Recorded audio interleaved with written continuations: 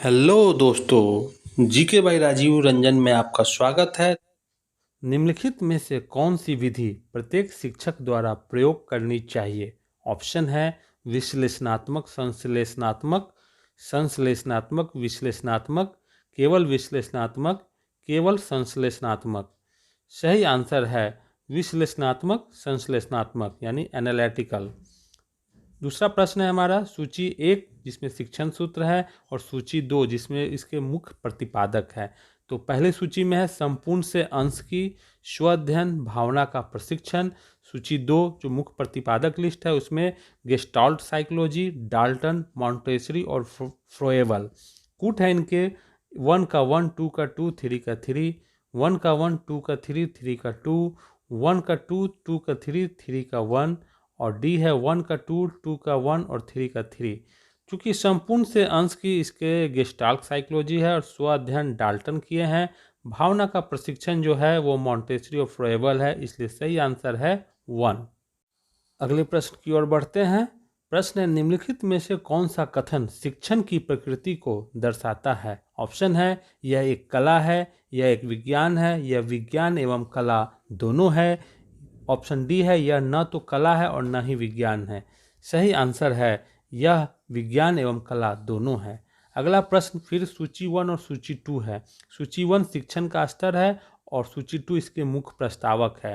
तो सूची 1 में है स्मृति स्तर, ग्रहण शक्ति स्तर, विचारशील स्तर। वहीं सूची 2 में है हार्वर्ड, मॉरिसन, हंट। कूट है 1 का 1, 2 का 2, 3 का 3, 1 का 1, 2 का 3, 3 का 2, 1 का 2, 2 का 3, 3 का 1 और डी है 1 का 2, 2 का 1 और 3 का 3। तो स्मृति स्तर हार्वर्ड से रिलेटेड है, ग्रहण शक्ति स्तर मॉरिसन से और विचारशील स्तर हंट से, इसलिए सही आंसर 1। अगला प्रश्न है निम्नलिखित में से कौन सा शिक्षण के विभिन्न स्तरों का सही क्रम है? ऑप्शन है स्मृति स्तर, बोध स्तर, चिंतनशील स्तर, बोध स्तर, स्मृति स्तर, चिंतनशील स्तर, चिंतनशील स्तर, बोध स्तर, स्मृति स्तर और ऑप्शन डी स्मृति स्तर, चिंतनशील स्तर, बोध स्तर। तो सही आंसर यहाँ पर होने वाला है हमारा स्मृति स्तर, बोध स्तर और चिंतनशील स्तर।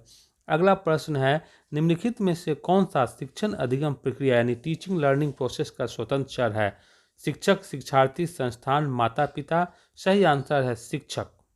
अगला प्रश्न है निम्नलिखित में से कौन सा कक्षा शिक्षण का आधारभूत प्रतिमान यानी बेसिक मॉडल है? अधिगम का प्रतिमान, निर्देशात्मक प्रतिमान, ए और बी दोनों, उपरोक्त में से कोई नहीं। सही आंसर है ए और बी दोनों। अगला प्रश्न है यदि कोई व्यक्ति एक शिक्षक बनना चाहता है तो उसके लिए आधारभूत आवश्यकता क्या है? ऑप्शन है शिक्षण में वास्तविक रुचि, छात्रों को नियंत्रित करने के बारे में आत्मविश्वास, विषय का ज्ञान, अच्छी अभिव्यक्ति। सही आंसर है विषय का ज्ञान। अगला प्रश्न है निम्नलिखित कथनों में से कौन सा सत्य नहीं है?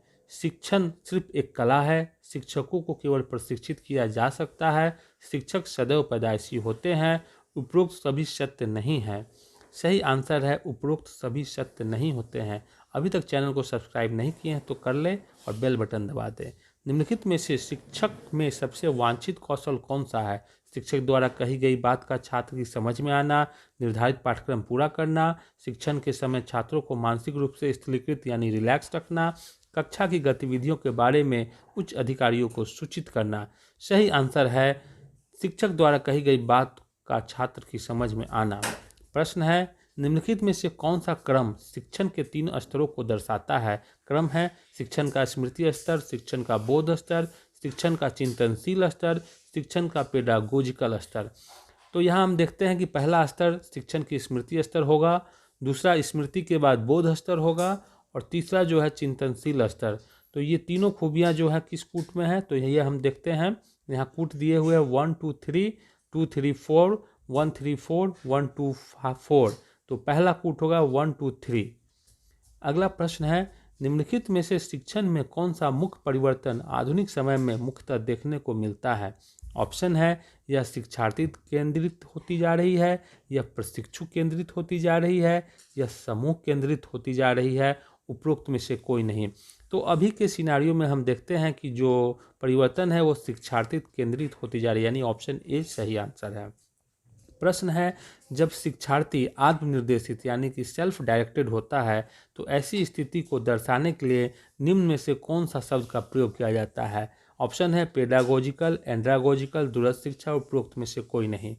सही आंसर है एंड्रागोजिकल। वीडियो को अंत तक देखने के लिए